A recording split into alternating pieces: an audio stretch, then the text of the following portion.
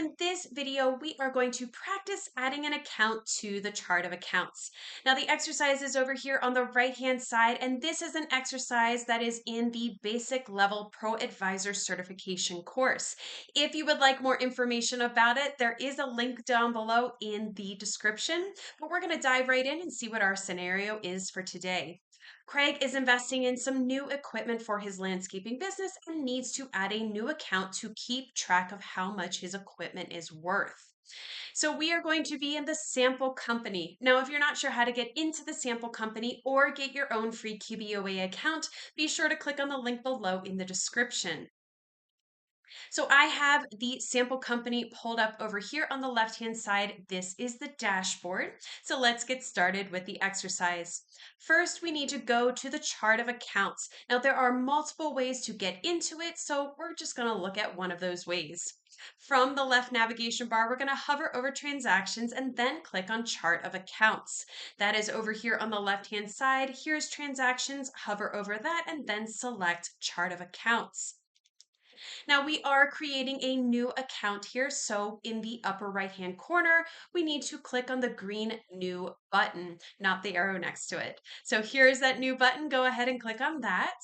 And a new account screen is going to appear for us to fill out.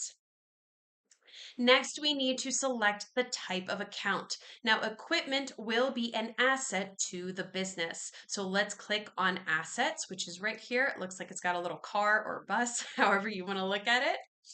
Next, we need to choose which type of asset this is and save it under that account. Equipment is a fixed asset. So in the Save Account under field, we need to select Fixed Assets. Click into it to expand the dropdown, and you see here is Fixed Assets. Go ahead and click on that. Next, we need to choose the tax form section. Now, the tax form section helps the accountant fill out the tax forms. There is a list of tax form sections to choose from, and if you're ever unsure which one to use, you can consult with the accountant. For the purposes of this exercise, we are going to say that it is the Fixed Asset Other Tools Equipment. So go ahead and click into that drop down and then scroll down a little bit until you find Fixed Asset Other Tools Equipment and click on that. Now, finally, we need to give the account a name to make it easy to identify what is listed in the account. So in the account name field, we're going to type Power Tools, click into it and type Power Tools. And that you can see in this preview screen, you can see it is a sub account of this fixed assets, which is great. It's exactly where we want it to be.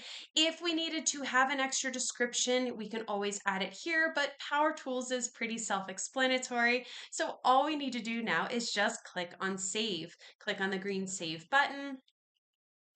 And now that account has been added to the chart of accounts. Now, if you like this exercise and you want to do more like it, be sure to click on the link below for the basic level ProAdvisor certification course, and I will see you in the next exercise.